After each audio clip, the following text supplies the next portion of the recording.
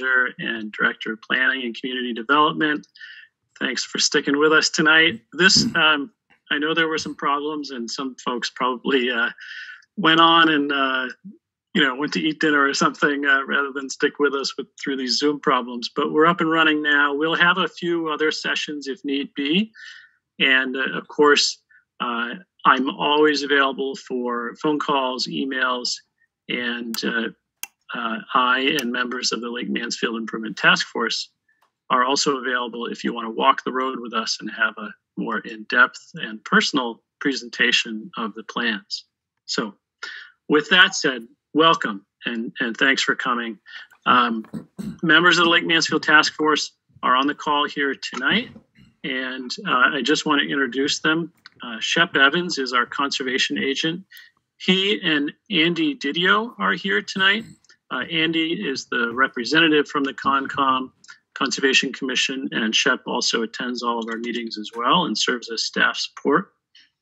Dale Abrams is, I believe, our Lake Mansfield Alliance representative. Brandy Nelson is here. She's the planning board representative to the task force. I see Christine Ward. She's one of the citizens at large. And excuse me while I stop the screen share. I'm sorry for jumping around. I want to search for our other members in the audience. Lee Davis, who I don't see at the moment, is a select board representative to the task force. And Cindy Schoenfeld, and I'm not seeing Cindy, is another citizen at large representative to the task force. I'm not sure if I'm missing anybody, but I'm sorry if I am. Raise your hand in Zoom if I haven't acknowledged you.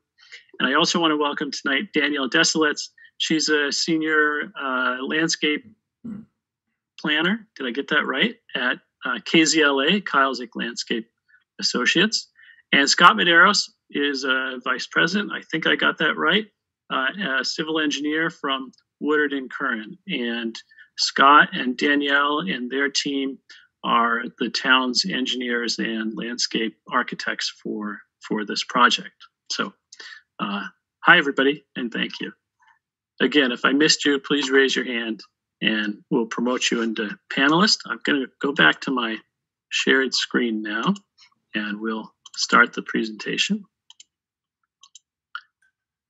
Whoops. Okay, this is a little bit different. So we're through the welcomes, and thanks again for sticking with us.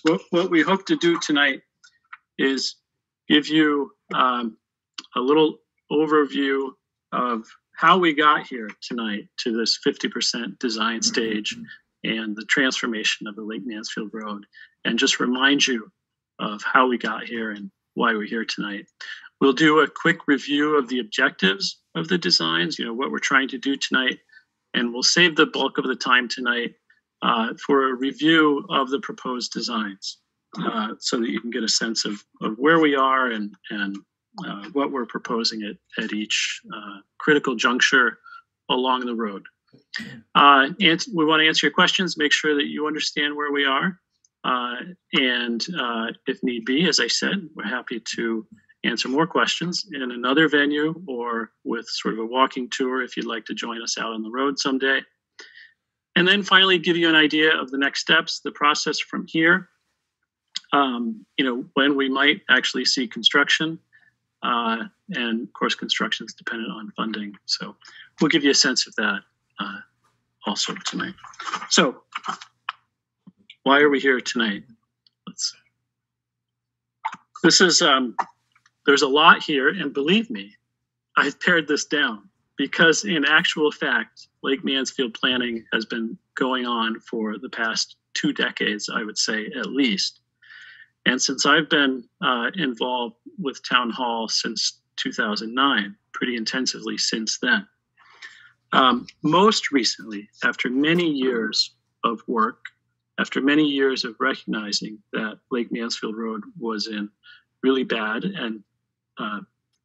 shape and getting worse, and that the lake itself as a recreational resource, as an environmental resource, is being harmed by runoff and pollution and other issues.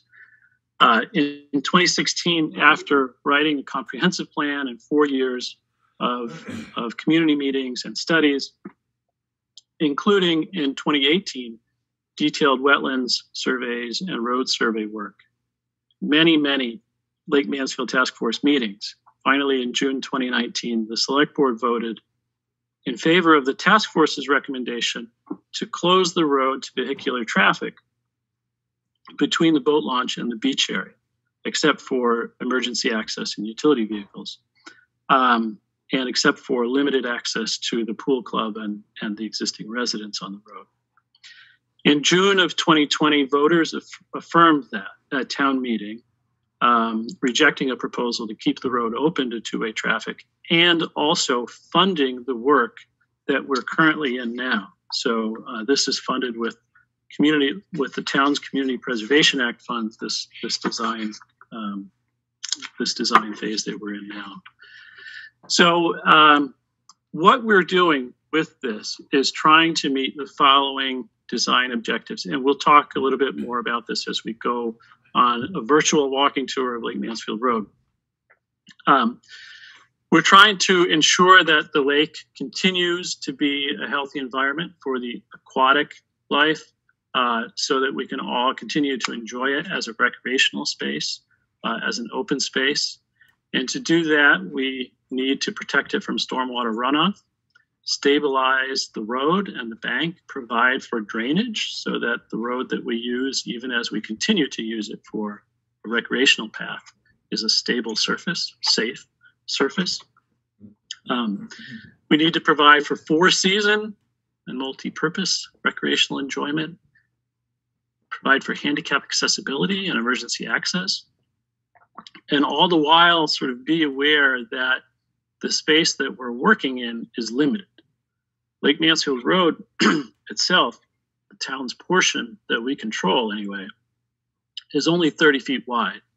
And within that space on either side of the road, there are constraints that we can't move. There are rocks and ledges, there are wetlands and vernal pools. There's, of course, the lake itself. And of course, there's private property on both sides of the road in most cases. So being aware of all of those constraints and understanding the permitting process, what can be permitted in that space through the wetlands, through the Conservation Commission, through the Army Corps of Engineers and Mass DEP. Understanding all of these things has informed our design to this point. And of course, we need to keep in mind what the costs might be. And we'll give you an idea of all of that tonight. So we'll take a quick sort of walking tour tonight before we get into the detailed designs. If you can see the numbers on the screen here, we'll start at the north end of the lake, which is the left side of your screen at spot number 1. That's the lake outlet. And then traveling from north to south down the road, we'll go to the beach area parking lot. We'll go to the beach area and the playground. And then we'll review various segments of the road. For example, the fishing area, the pullout where folks often pull off the road to fish. And we'll look at the area near Whale Rock and some of the other areas along the road, including down near the boat launch at the southern end. So this is a touchy mouse. The proposal is shown here through, this is an overview of the proposal and the detailed designs that you'll see tonight. This is a rendered view, and we have more technical engineering plans as well. So we'll travel north to south, looking at these various places, looking at the proposed parking area, the proposed beach improvements, and then the improvements along the road itself. So just a reminder of what we're dealing with and some of the objectives that we're trying to deal with here. Again, starting from the north end. At the outlet, we have a really small pipe flooding on the road. It's prone to clogging. So we have designs to deal with this. And Danielle and Scott will tell us more about that. At the beach parking lot, it's really steep. I don't know if anybody's ever tried to push a wheelchair or a stroller or just pull a wagon down from your car to the beach. It's kind of tough.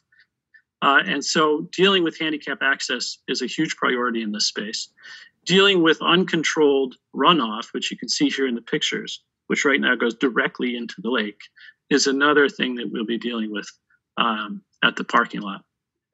Finally, by the way, I think we all know the parking lot is pretty small, or maybe it's not small, but it's very inefficient. It's unorganized. People don't know where to park. So we'll be dealing with that as well. The beach itself here, it's pretty steep in parts. We have some uneven surfaces, ponding in some areas.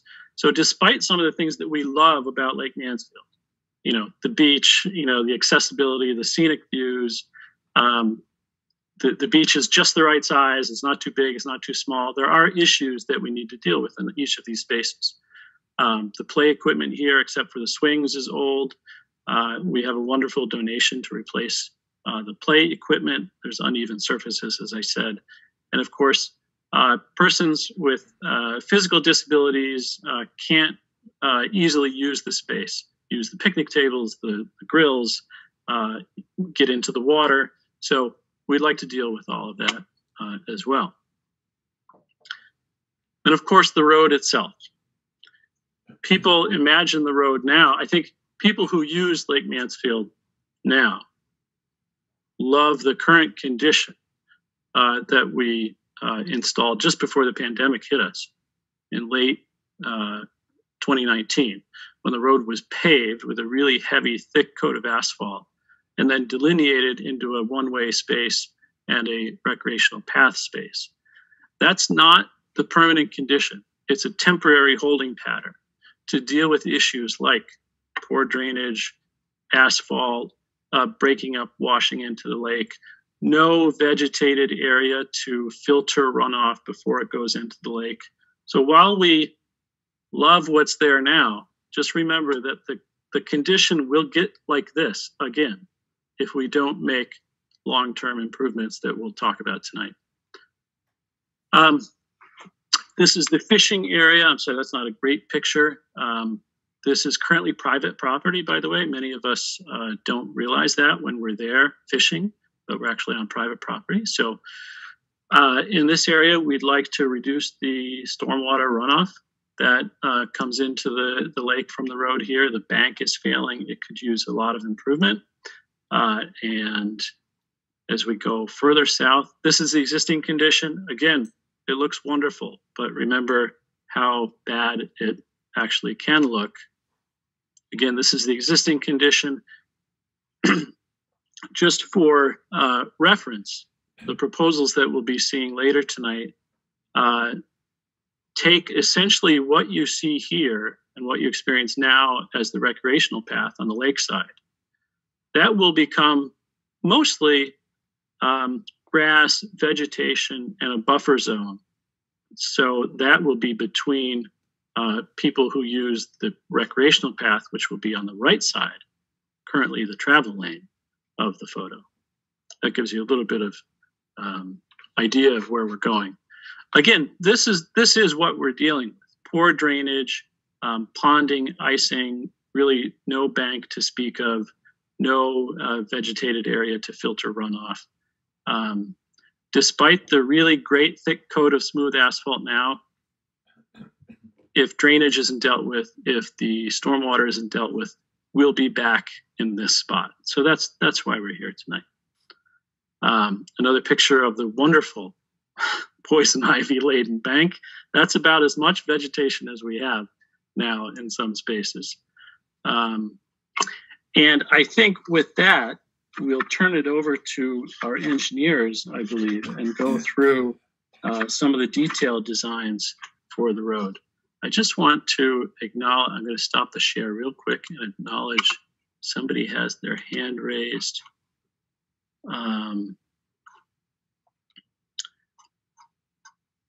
I think it's Elliot and Lee. Oh, I see Lee Davis. I'll promote Lee to the panelist. Elliot, we will get to questions and answers soon if you bear with us. You and 25 other folks in the audience. Thanks for joining us. And I'll go back to my shared screen here.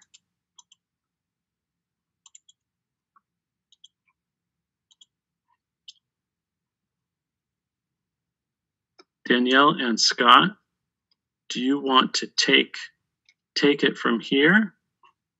And can you share your screens and review the detailed designs? Thanks, Chris. Oh, go ahead, Danielle. Yeah, I looks like I can't share my screen. It says host participant screen sharing is disabled. Okay, here we go.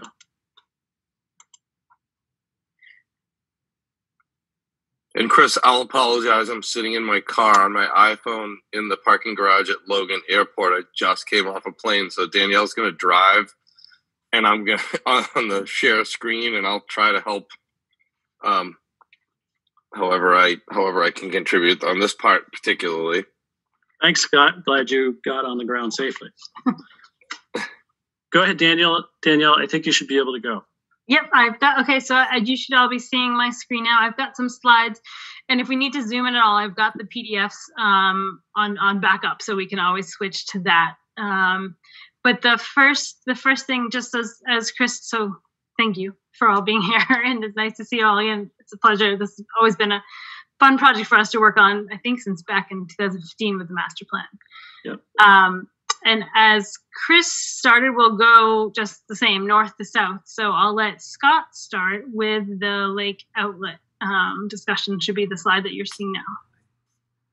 Yeah, and I'm going to have a hard time sort of navigating around. But as Chris indicated earlier and showed some photos of the very small pipe that frequently is unable to handle the outflow from the pond and leads to some overtopping of the street and a lot of ponding in a low depressed area. This was phase one that we started looking at as sort of a separate independent project before we really got deep into the parking lot design and some of the design work along the edge of the pond. The goal of the improvements at that outfall were really to reiterate what Chris said, reduce the flooding of the road, both for nuisance and safety, with icing that happened over in the winter periods and that sort of thing. Our goal was to address that. So we basically increased or designed an increase of the outlet from that small pipe to a box culvert, a much larger box culvert. And that box culvert also contains a weir so that the lake will maintain its elevation and it doesn't drain during the periods of dry weather, but that the water level, when the water level rises in the pond from the larger storm events, then that discharges without flooding on Lake Mansfield. But in addition to that, we basically raised Lake Mansfield Road, a design to raise that low spot of Lake Mansfield Road by about 18 inches. In that area, that gave a little more cover because that's also part of the issue, was cover over that pipe in that location, and also in an effort to avoid impacts to the natural resources on either side, the pond and the stream on the downstream side. But a result of raising that road, we narrowed the road up to one lane, to a one-lane two-way road. So you'll see in the plan that Danielle has on the screen that pavement markings and signage accordingly are proposed to be in place to control the traffic flow in that manner. And what will happen in that space, this is Chris again, as you see on the screen here, is that, so the top of the screen there is the existing condition where the outlet pipe goes under the road and you have about a 16-foot road. At the bottom of the screen is the proposal. You'll see that the road is much higher. And as Scott said, that's to accommodate the larger, taller culvert, which will accommodate, more water when there's a flood event on the road. It will keep the water from overtopping the road. But because the road is wider and because we don't have much room to work, we can't go into the wetlands, we can't go into the lake, and we need these banks on either side of this raised road. What happens is the road is a little bit higher, but it also gets narrower, as Scott said.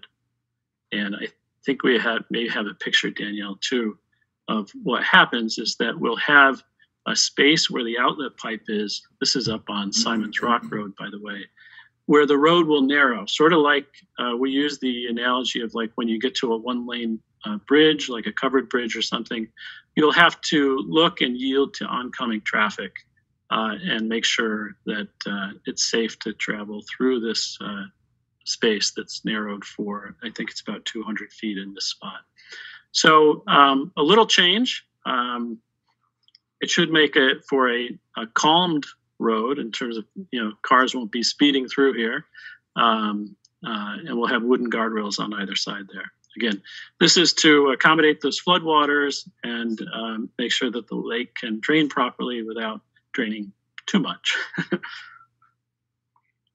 There's also, Chris, you can see in the cross section that we have up on the screen. Well, it's just the edge of it. There you go.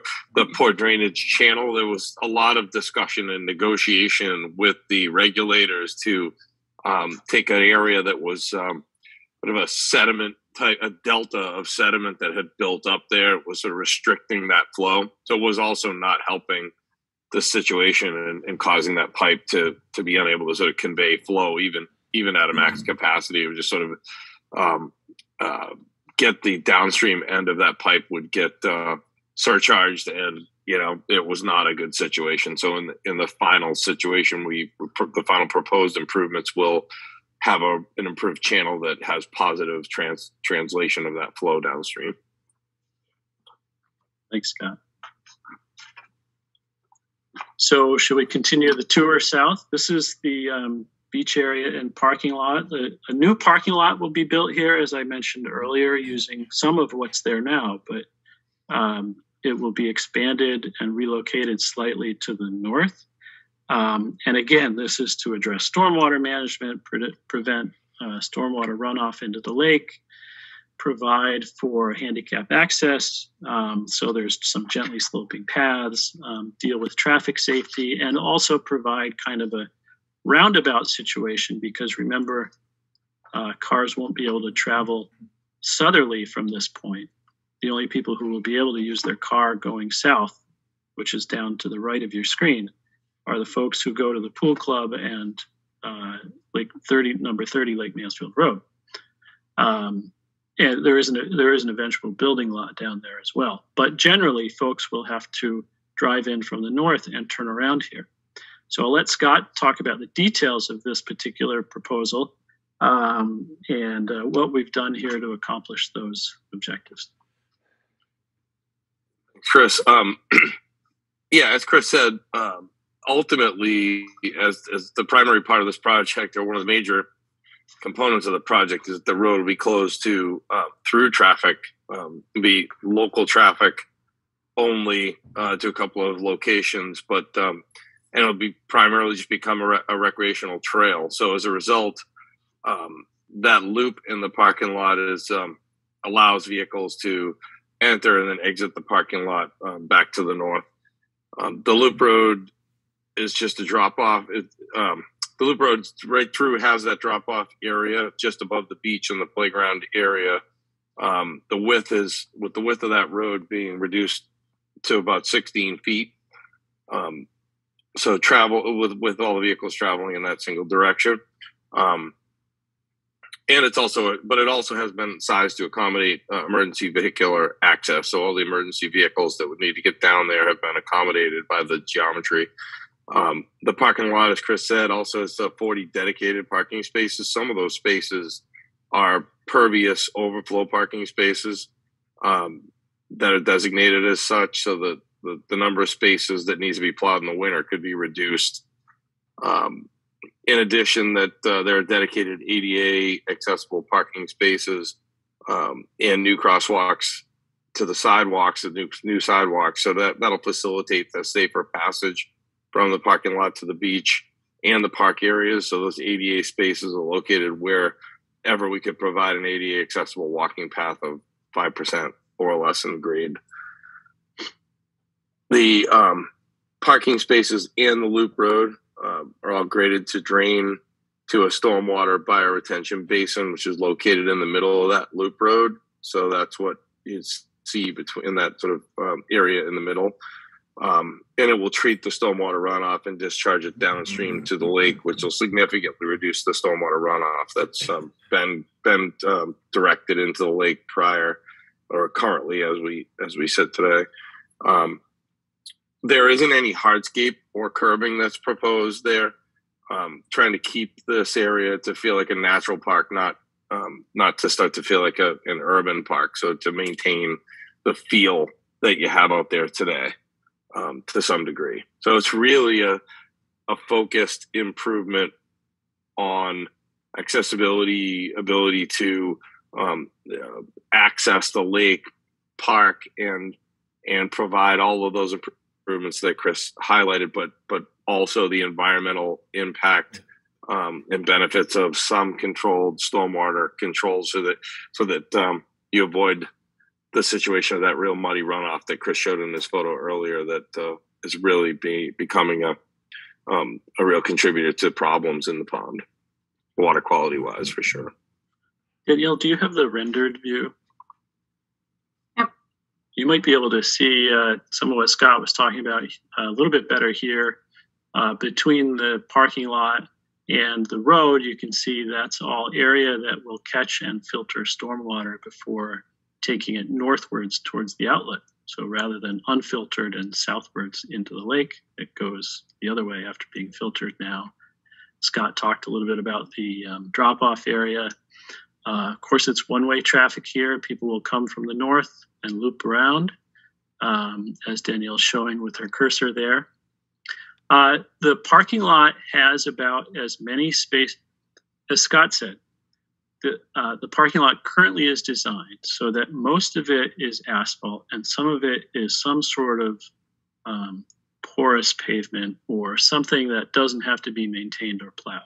So in that way, we provide about as many spaces as we currently have, because what we heard through the planning process is don't make it too much bigger. Don't make it an urban park. Don't make it feel like, anywhere USA. But recognize at times it gets very busy.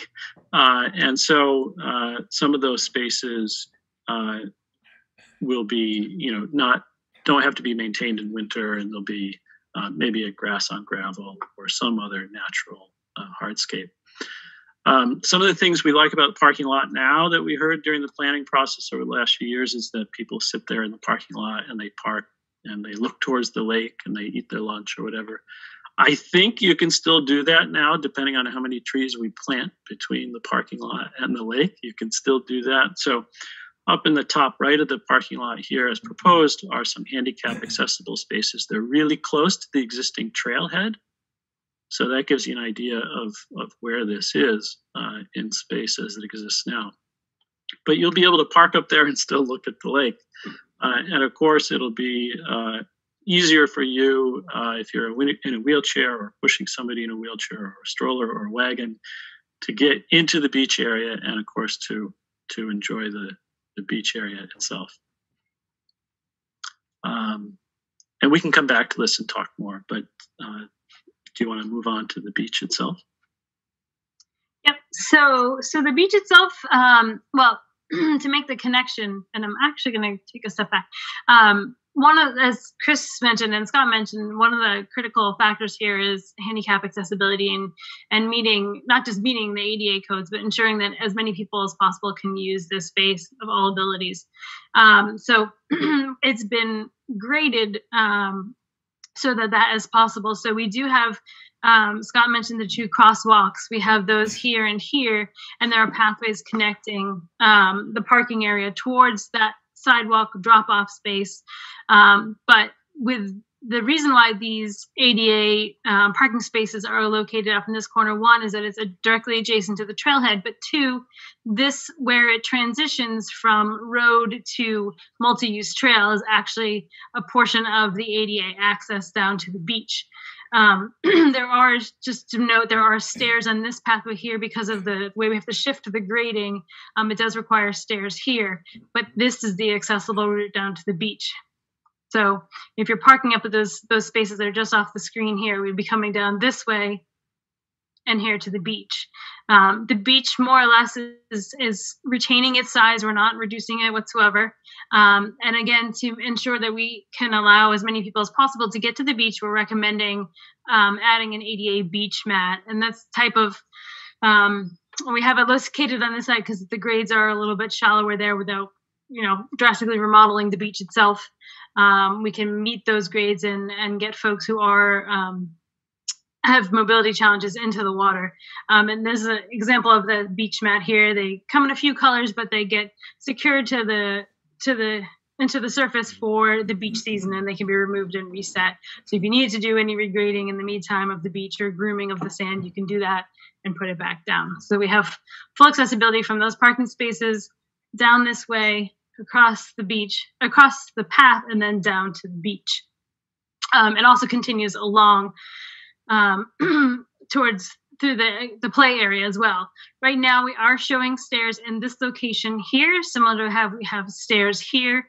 The grading is showing about 10%. We're still working on massaging some of the grades and pushing them. So if we can eliminate those stairs, we will do so. But right now it looks like we may need a few at this connection point.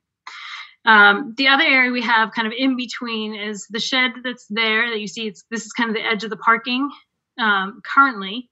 That will remain. But where we're relocating is the changing room and bathrooms to this edge of the beach. So kind of between the parking and the beach, kind of a critical point. Also along an accessible path.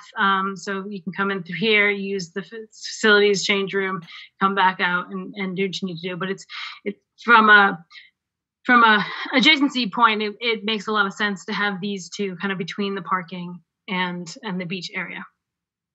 We are maintaining as many trees as we possibly can.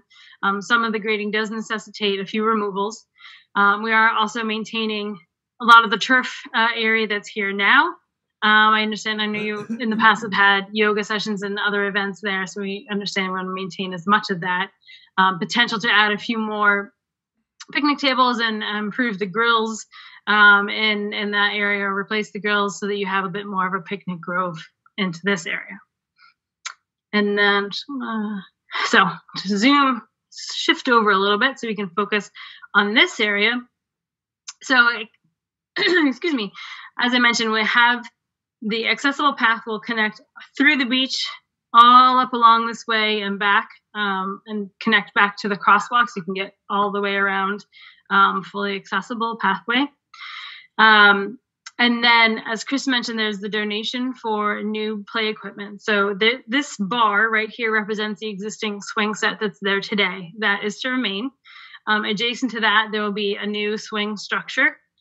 And then there's four additional components kind of along in a linear pattern in the relatively flat area that's there now.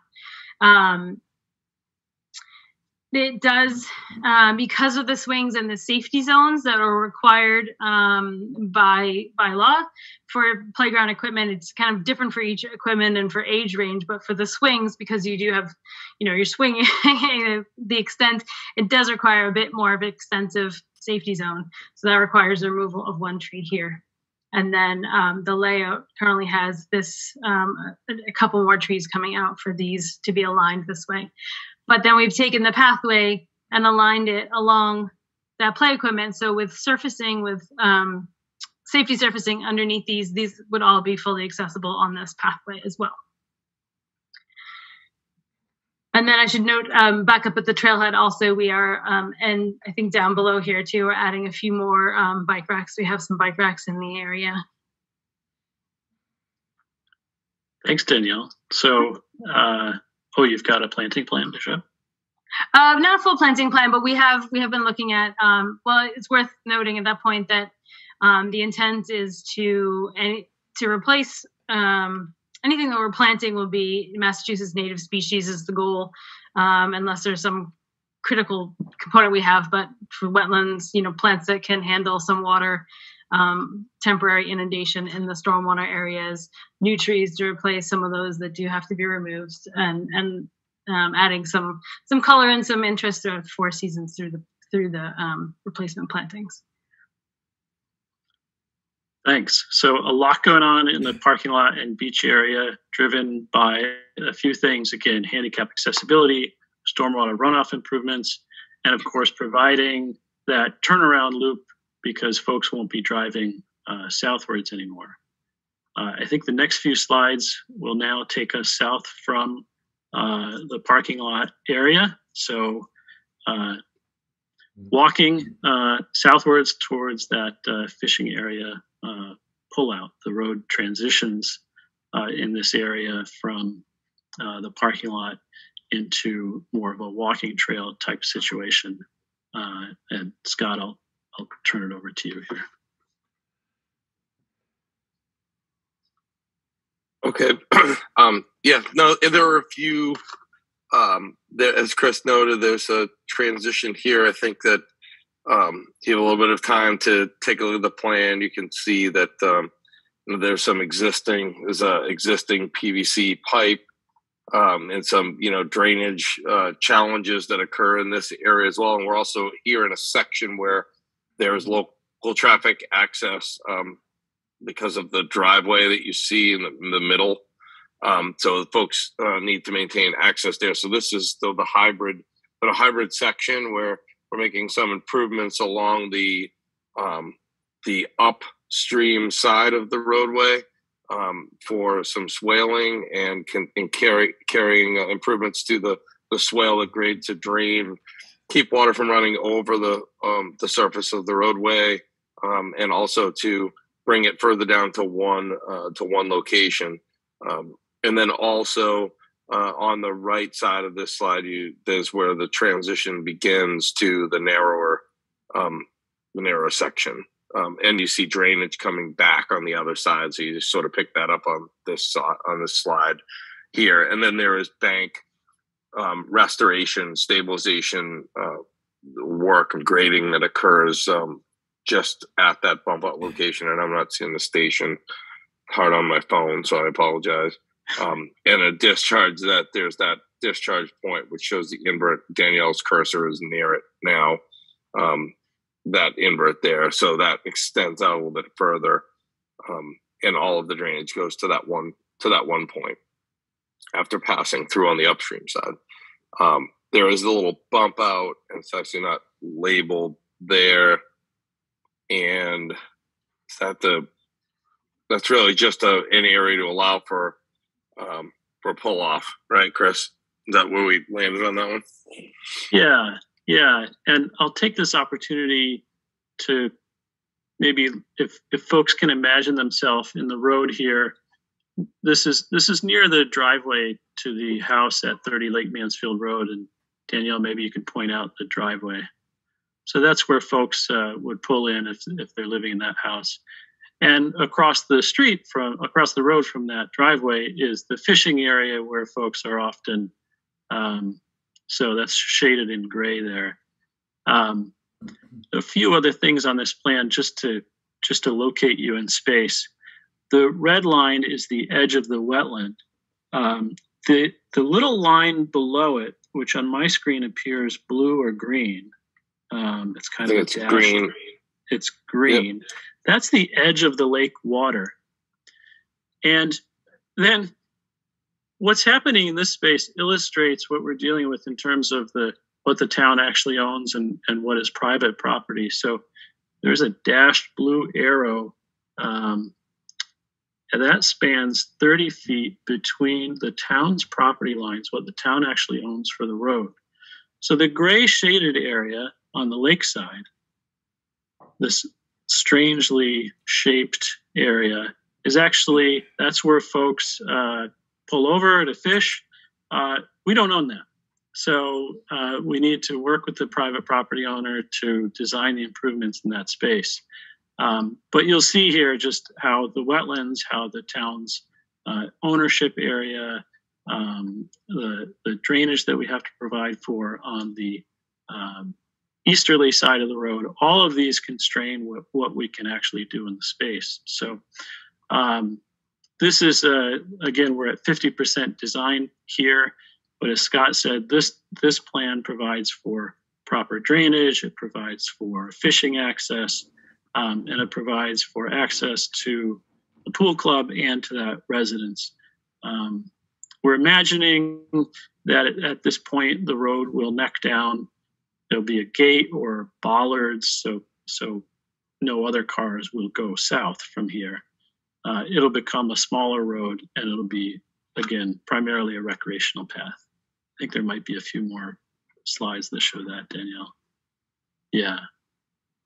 It's probably worth noting too, Chris, that if there is a gate, if there is a vehicular gate here, there will be at least a 4-foot wide opening or 5-foot wide opening with a post here that restricts vehicles but allows pedestrians and bicyclists or whoever to access that even when the vehicular gate is closed. That may, as Chris said, that may become bollards in lieu of a gate, removable bollards in lieu of a gate, so that there is that access emergency vehicles as necessary. The benches, the fishing areas, those are shown here in concept as we move from this 50% plan phase into the 75% and 100% phases over the next 3, 4, 6 months. We'll decide where we want as a community, and with the task force direction, we'll decide where those benches should go, where the fishing areas should go. So they're here for concept, and I invite you to think about those as we continue south down the road. These are easier to see, I think, even than some of the design plans. It's nice to skip to these sort of rendered plans because you can get a sense of some of the restoration happening with revegetation of the shoreline, and it's I think it's easier for most folks to sort of see and understand in these types of plans. I was just going to say it's probably worth noting too that I believe for the most part, where Chris mentioned we have that 30-foot right of way, but what we're actually doing is holding the edge of pavement on the backside, so the hillside or away from the pond side. So holding that edge of pavement so that as we're reducing the road to 16 feet and then to 12 feet, everything in, so this is more or less where the pavement is now. So we're gaining everything pond side of that, and that's for the most part restoration area, bank restoration, and vegetation area. Yep. As we go into this transition space, and you can go to the next slide, Danielle. As we move south, again, the primary goal here is protecting the lake as a resource, providing a vegetated bank, making sure that any runoff goes away from the lake the other way, but if runoff does occur, that the bank is revegetated, it's stabilized, and we'll have some slides also that show the drainage proposals. Scott, I'll turn it over to you if you want to talk to this a little bit. Yeah, I think we're all sort of collaborating on this presentation. So I think it's been said. It's pretty obvious. And you see the top of the slopes where the trees are. As Danielle pointed out, we're pulling that edge of the pavement back, and you see the indication of the swale on the upstream side, and it's in concept containing and allowing for some treatment of that stormwater as far away from the lake as possible. We're kind of working with a small, limited amount of tools, given the private property or and the property line in the right of way on the upstream side, and the limitations on the downstream side. So what we're trying to do is maximize the improvements in this area so that the longevity of and the quality of the water quality and that the vegetation can reestablish on that lake side and stop the deterioration and the runoff and the sediment transport into the lake, which ultimately is nutrient loading and creates all the problems that you're starting to experience, all this that have been experiencing for a number of years. Now this photo does show this as a 12-foot wide stone dust mixed use trail. That material has not been decided on. In fact, what we've talked about mostly at the task force meetings is this would be a paved path. So runoff is going to go in the direction we tell it to go. It will be easily maintained in winter because, again, emergency vehicles will have to be able to use this. And people want to be able to use the path year round.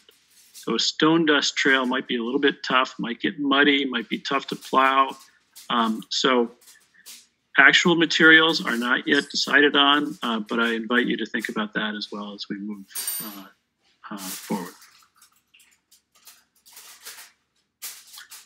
This is the plan view.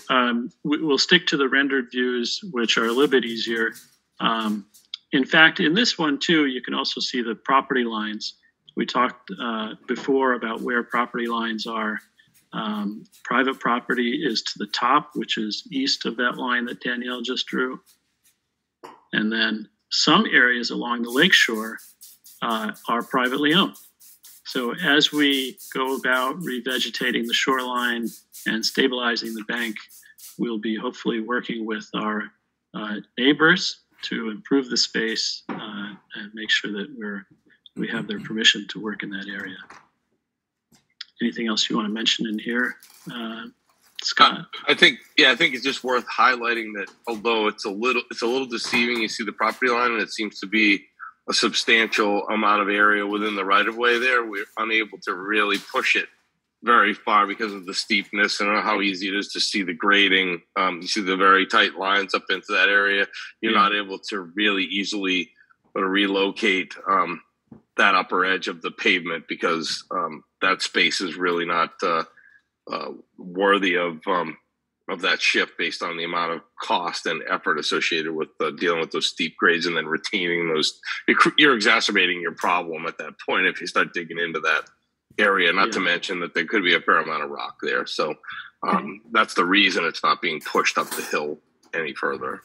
We have the steep grades are here that Scott was talking about. Then, of course, we have whale rock. There's another outcropping of ledge here. And then you can just start to see this triangle here. And then as it designates the wetland areas that are on the upland side of the path. So that's another kind of constraint on the uphill side that we have. Yeah, those are those, what I called earlier, sort of immovable constraints. We have lake, we have wetlands, we have rock and ledge. So the recreation path kind of sneaks through the area that we can use and that we can conceivably, feasibly, practically get permitted. Filling wetlands is not a good idea. Blasting rock is not a good cost idea. So being sensitive to all of those things we have in this space. We have room for a path and revegetated shoreline. In the next slide, I think we'll show there's a few spots. Right. So, this one, yeah. So is this, I'm just trying to see, is this our rocks? Is this a rock sandwich location? Yes. Right. So one of the other challenges that we have here is a topographical challenge. And geez, I hadn't really seen the bird, but I like the bird taking off from the fisherman. It's a heron. You can't see it, Scott, on your phone, but we all see it as a heron, I think. I think that this is an interesting location because there's a similar elevation, the wetlands that Chris mentioned, and we have the rock areas. And so from an elevation perspective, there's not a lot of grade change, which I think is what caused some of the challenges where some of the drainage that went underneath the existing roadway was compromised frequently and not able to function real well because they were generally flat pipes. And so they really couldn't carry a lot of water, and it had trouble to, based on surcharging and the changing elevation of the pond. And so they really weren't as functional as you'd like. That we're not raising the road to give more cover like we did.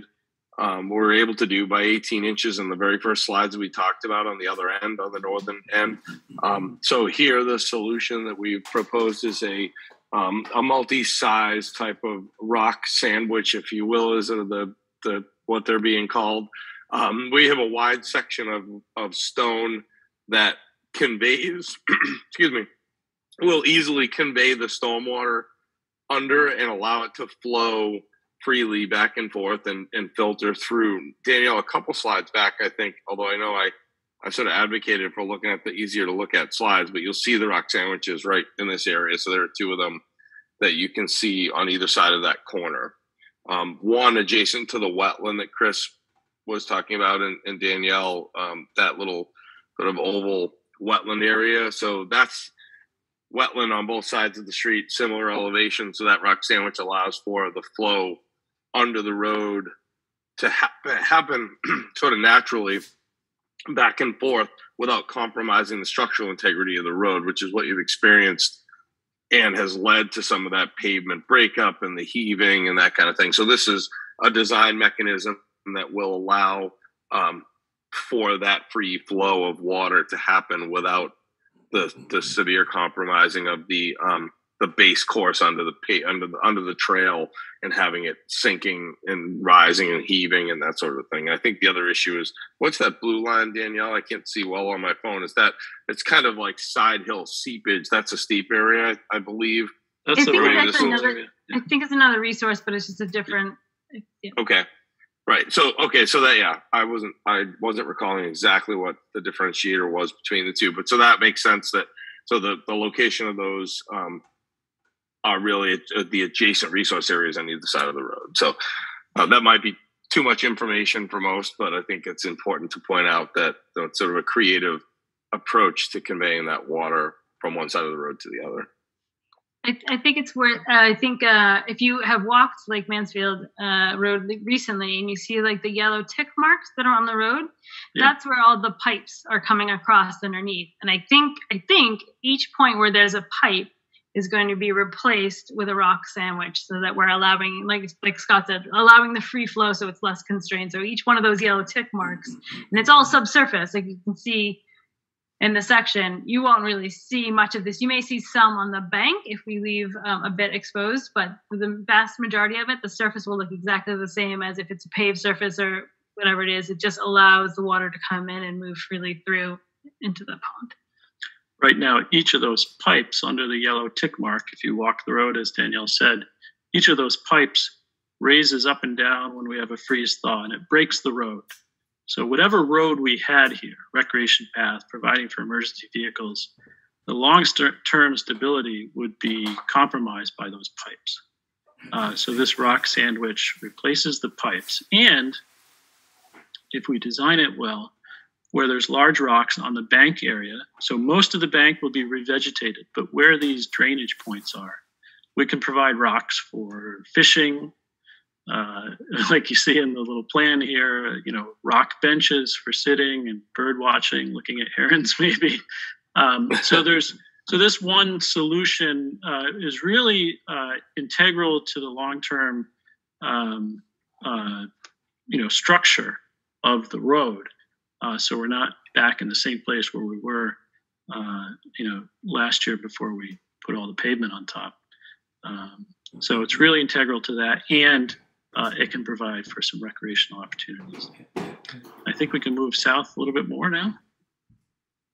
A few more rock sandwiches at the pipes, and here we're turning now, going towards Nob Hill, and wherever there's existing vegetation along the lake now, we will seek as much as possible to keep it there. So we don't want to, disturb what bank and vegetation is there as much as we can. We want to keep whatever shrubs are there, maybe remove invasives and replant with native species of plants, but that gives you an idea if you're walking the road now what you'll see. Okay, Danielle, Scott, what are we looking at here?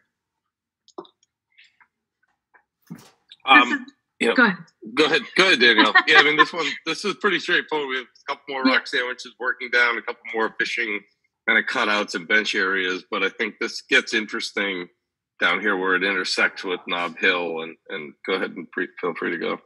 Yeah, so I think, like Scott said, it's the termination of Lake Mansfield Road at Nob Hill. We've already got the improvements for the boat launch down towards further down around the corner. But similar to where we had the transition zone, we either have a vehicular gate or bollard in this location, still have the pedestrian access if it is a vehicular gate that stays closed, and then kind of tweaked, if you will, the intersection a little bit to make it clear that if you're coming from the south up, around Nob Hill or this road, I can't remember if that has a different it's name. Hollenbeck or Lake Mansfield Road. Oh, yeah. Okay, thank you, Hollenbeck. So if you're coming up this way, that there's a very obvious understanding that you cannot go any further. Aside from the gate or bollards, there'll be signage there. If you're in a car. Yeah, sorry. Yeah. If you're in a car. Thank you. Yeah. Yep. Yeah, and we can decide on, as we move forward, we can decide on signage or other things that we might need in this space to welcome people who are walking, biking, etc. Welcome those people into the recreational trail space, but alert cars that they'll have to stop, turn around at the boat launch, and go back, or park at the boat launch if there's spaces there. I think that is about it for our walking tour. And we threw a lot at you tonight in a short amount of time. This, so far, we've covered a lot of ground. This webinar is being recorded, so we'll post it and you go back and watch it. But again, you can always email me and talk to the task force, and we'll go over whatever you want to go over tonight. But a couple more slides before we finish. Here is what we're estimating so far for costs. It's actually broken down here by component. The outlet control structure on the north end, the parking lot, the beach area are all treated separately, and then the recreational trail, the transformation of the road, dealing with the drainage, installing those rock sandwiches, stabilizing the bank. That recreational trail component is called out there separately. So the estimate for everything is nearly $1.8 million. This is roughly in line with what we thought through the planning process over the last few years. The great thing for these improvements, since they're improving a natural resource area, they're providing recreational opportunities, they're dealing with the impacts of climate change. So more vegetation along the lake will lead to possibly lower lake water temperatures, better runoff control when we have those heavy precipitation events like we're having sort of right now. So there's a lot of funding sources that we're hopeful that we can capture, including, of course, the Town's Own Community Preservation Act.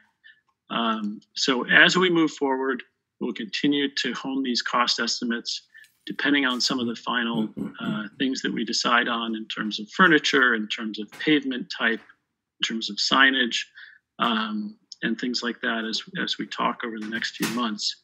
And then, and you can go to the next slide, I think, Danielle. As we move from this 50% stage to a 75% stage over the next few months, we'll refine all of those details that we've talked about, the materials, the amenities, the types of benches, the signage, and the road markings, that we'll do. We'll talk about that. Most importantly, we'll discuss the right-of-way, which means what the town owns versus where the town needs to work, where there's currently private property. So we'll talk with all of the neighbors, the landowners along the lake, where they have land on the lakeside or on the east side that we may have to work in order to implement these improvements. So we're hopeful that by the time we get into the late spring and summer, we've come to the point where we've refined these plans, and we've got some pretty solid cost estimates that allow us to go forward and apply for some of those grants. We can apply for stormwater grants or the climate change construction grants and things like that. And then if all goes well, we may be able to begin construction in 2023. It depends on whether we can get that funding from grant sources, from town meeting sources. It depends on how the permitting process goes. The permitting here through the Conservation Commission, Army Corps of Engineers, Mass DEP is very complex, and it will take some time.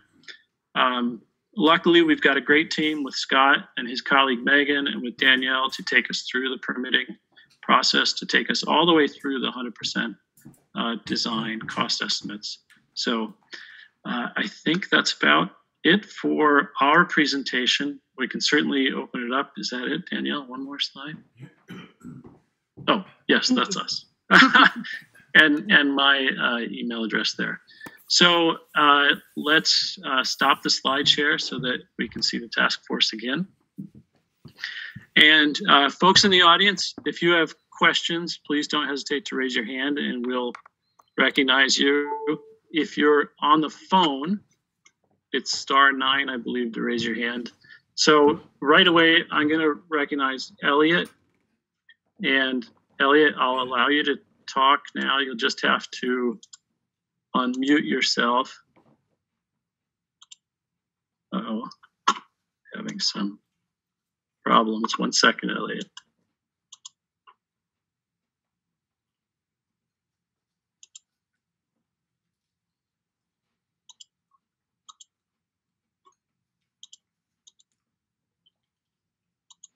Okay, you should be able to come in, Elliot, and unmute yourself. Go ahead. Thanks for your patience.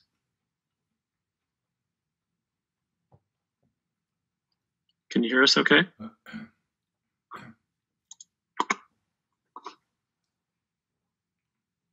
Oh, maybe not. Eileen, I see you've got your hand raised, so I'll go ahead and unmute your phone as well. Go ahead. No, I did not realize my hand was raised. Sorry. Well, that was an easy one. Yeah. Elliot, are you able to speak? Unfortunately, we can't hear you. Maybe your microphone's not working.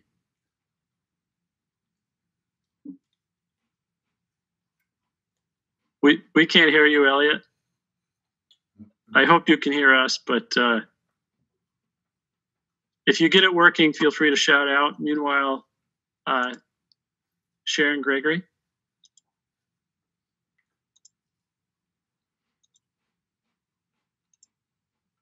Just have to unmute yourself, Sharon. Go ahead.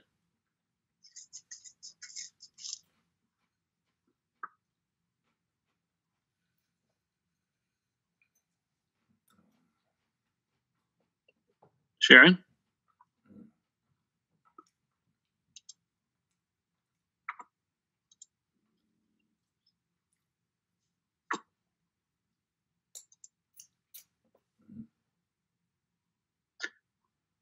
Sharon, we can't hear you.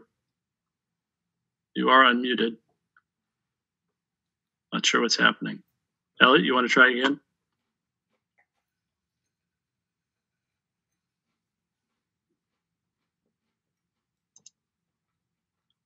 Tom Ferris, can you? Yeah, I'm unmuted. Thank you. Great, we can hear you. All right, great. Like the plans, I think you guys have come a long way, and yeah, it's looking good. A question for you is: after everything's said and done and completed, how are the ongoing maintenance costs taken care of? And then also, what kind of control is there for, I guess, crowd control or car control or things like that? Thank you. I'll go mute now. Okay, thanks, Tom. Good questions. I'm happy to jump in, but anybody, Danielle, Scott, anybody from the task force, you can jump in as well. In terms of maintenance, actually the narrower road and more well-constructed road should be much easier to plow, should require much less salt, so that's all a good thing. We talked a little bit about the parking area. Hopefully it requires less salt and is much easier to maintain than the current very stony, gravelly, icy parking lot requires now. Hopefully, and maybe some folks on the task force can help me out, or Danielle especially, in terms of the plantings that we have proposed. Being mostly native plantings, it shouldn't require much maintenance, but Danielle, maybe you can speak to that. Yeah, you're right. I think, there'll be the contractor who eventually is awarded the contract will have to kind of maintain the plants through the termination of their contract. Usually there's a establishment period associated with that. That can be determined as to the length of it based on the town's requests or requirements. But once those plant species are established as natives, they will be relatively nothing's no maintenance, but they will be low maintenance. And understanding that we want a very naturalistic, kind of maintaining the aesthetic that's there and keeping it fairly natural, that we will select species that, aren't fussy and don't need, annual pruning or anything like that. So we can kind of maintain a lower level of maintenance for sure. Yeah, generally everything should be, certainly not more maintenance than is required now, and in some cases like the road, hopefully less maintenance. One thing we haven't talked about much is the bathroom choice. So right now we use porta potties up near the beach area. The task force has been discussing various options, some sort of even a composting toilet that could be year round, and almost these now are very good if you'll sort of maintaining themselves, but they will need attention. But in general, nothing will require more intense maintenance than we have now. And I'll check in with Public Works as well, and we'll continue to keep that question in mind as we go forward with design. So, important question. Thanks, Tom. Chris, I was going to add. Yeah. Chris, can I just add? I think that's you hit there on the Public Works side too. The plowing and the restoration or the repairs that have been required historically here, including the new pavement that you just mentioned earlier in the presentation that everyone is thrilled about. That costs a ton of money. And if you extrapolate that out over how often you need to deal with that situation, that's a cost that will go away over time. The paving, the filling of potholes, that goes away. Sharon, I see you, but I'm going to take Dale first because I think he may have something to say about that last question.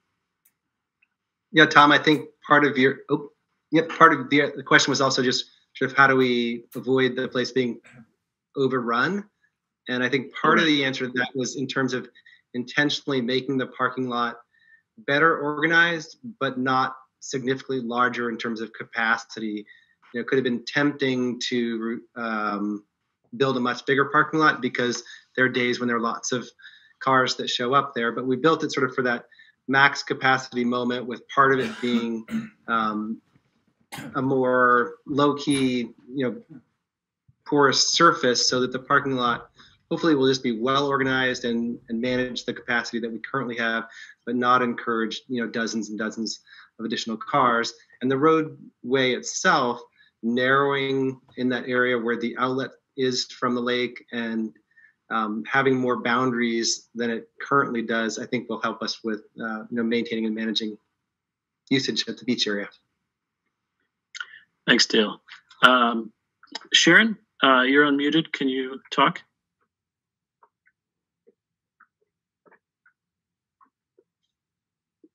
I think you muted yourself.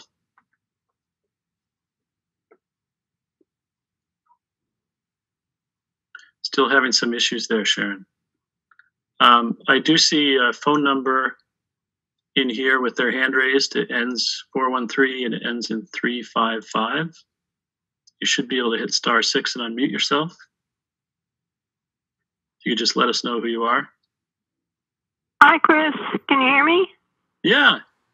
Vivian Orlowski. Hi. I'm fascinated by learning all these details. It's a really complex and impressive project.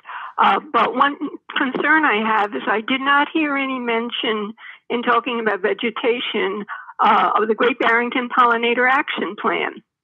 And it's great that we're focusing on native plants. That's a great step, but there's a lot more that can be done to target the plantings towards pollinator needs and extend the pollinator pathway that we're going to have in the center of town.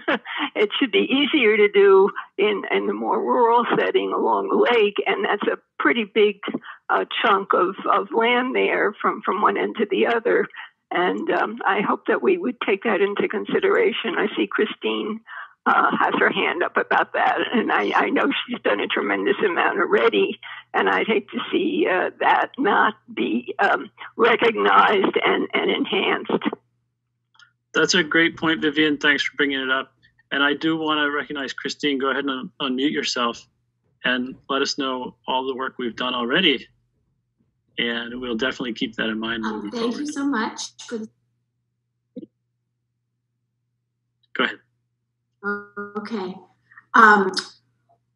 Currently, we have introduced 2 pollinator specific gardens in the Lake Mansfield recreational area.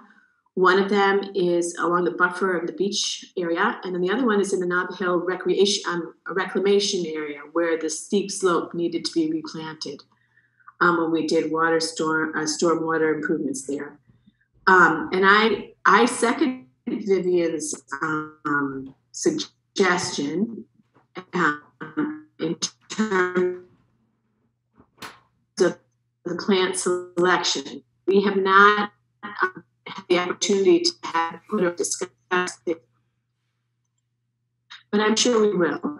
And we have a real of native pollinator habitat that exists, intermingled with various invasive species that we hope not. We have a great opportunity to increase pollinator habitat as well as other wildlife habitat along that corridor as well.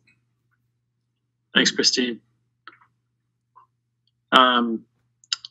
Sharon, I see you're still going to give it a shot. Can we hear from you yet? You're unmuted. I don't think that's going to be successful. Eileen, is your hand raised again? You can feel free to unmute yourself if that's true. Maybe I just didn't lower it. I have no idea why my hand is going up. Okay.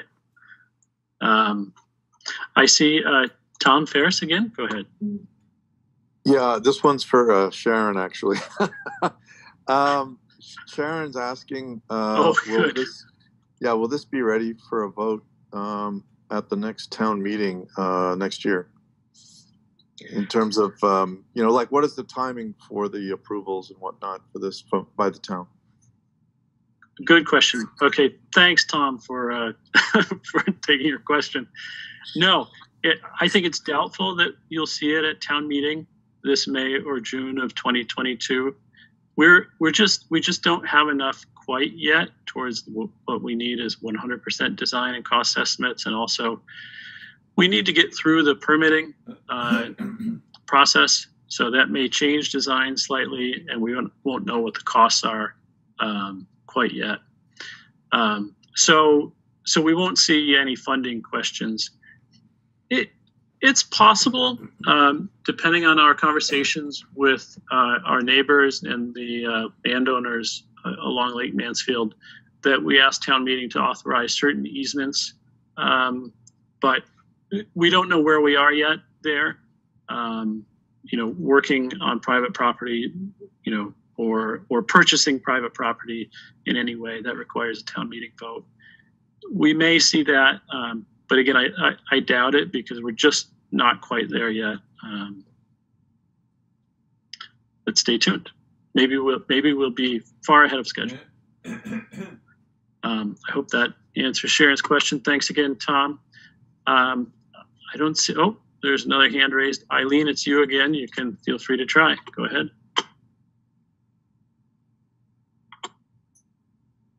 Your phone's unmuted, Eileen. Or your phone's active if you want to unmute yourself, I should say.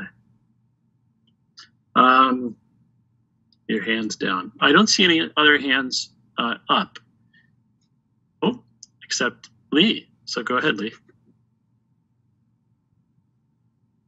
Thanks. I just wanted to really thank my fellow members of the task force, really, because you've done so much work, and thank you so much for this wonderful presentation. It's very, very clear.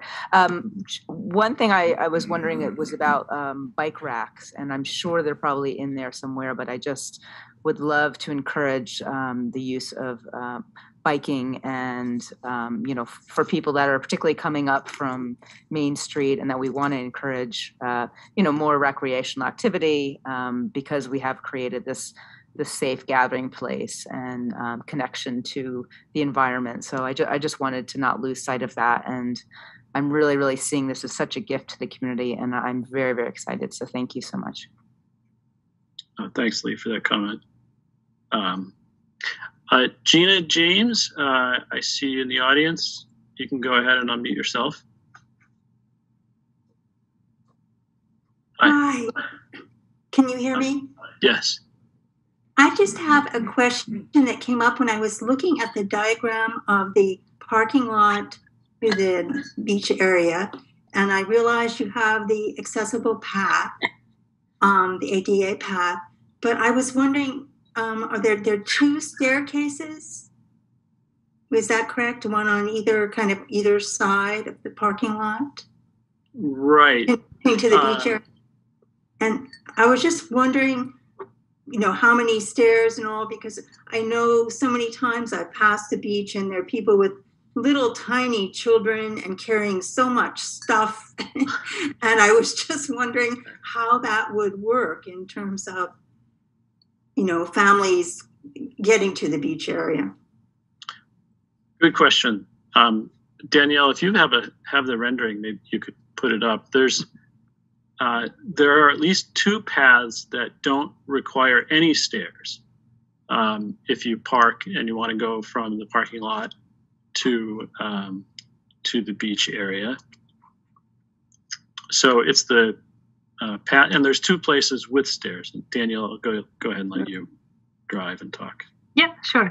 So we have two direct connections from the parking area to kind of the sidewalk or drop-off, across the drop-off area. So we have one on this side of the parking lot. There's a direct pathway there that does not have stairs. That's a relatively flat access point directly across. This one, because of the grades that we have to kind of manipulate, we do have stairs at this point. It looks like we're showing... we're still massaging the grades and kind of tweaking things. It looks like we're showing maybe 4 or 5 there. So there are a few in that location. If you're taking strollers, or again, someone who has mobility challenges, the more direct path, or the more ADA pathway from the parking, the ADA spaces or any of the parking area, would be to come down this pathway, and I'm a little cut off here, but to come down this path and then through this point. We are showing stairs here right now, but that's another point that we're trying to, if we can eliminate stairs, we will. We may end up looking at a ramp as another potential, but that requires handrails and maybe a little bit more developed than we want to see at the site, but we are still studying that. So right now we do have stairs in this location here and this location here, but this access point and then the other side are fully accessible without stairs. Thanks, Daniel. And remember that what looks like a road is really primarily a recreation path. So you're not really competing with cars in that space when you walk from the parking lot, or if you have a wheelchair or a wagon full of stuff. This is a recreation space primarily. So that's probably the path that most people will take. All right. Thank you very much. Yeah, good question. Let's see. Lee, go ahead. Thanks. I just had a question if for people that have like longer vehicles, like if there's campers or anything, are we going to discourage that, or is there a place for people that might have a longer vehicle? So I'm just curious if we've thought about that. I don't think we've ever talked about that. I've never experienced that in that space. Yeah, I mean, maybe this is something we should consider. I just don't know if it's going to be so popular. We're starting to get into RVs in here, and if there's just something, if someone comes in with something towed, or I don't know. It's just when I was looking at the parking lot, I was just wondering if someone drives in with something like that, are there a couple spaces that are built for that, or we just kind of discourage that kind of traffic? So it was just kind of a random thought, but I can tell you right now, all the spaces are designed. They're 9 feet wide by 18, which is it's a typical standard for what you see most places. We don't have anything for trailers and campers. We haven't discussed it. I know there was a conversation about trailers when we were designing the boat launch area. Yeah. But as of right now, it's all standard parking spaces. Yeah, just, we might want to, if someone thinks that they can, bring something, like I know for the boat launch, I've seen people kind of bringing something attached to their vehicle. So maybe just either in a sign or just know that, people might think that they can, bring their boat and launch it from there. I don't know. I'm probably bringing a worst case scenario, but just something that came up. Thank you. Yep. I'm not having some issues with my computer here. I don't see any other hands raised. Dale? You can just quickly to add on to Lee's question, I think it was kind of hit on earlier, but the radiuses of the turns in the whole parking circle area are large enough that if someone did accidentally drive in with an RV or towing a boat trailer, they'd have very easy opportunity to turn around because it's designed to accommodate large fire engines. Super. Thank you. Thanks, Dale.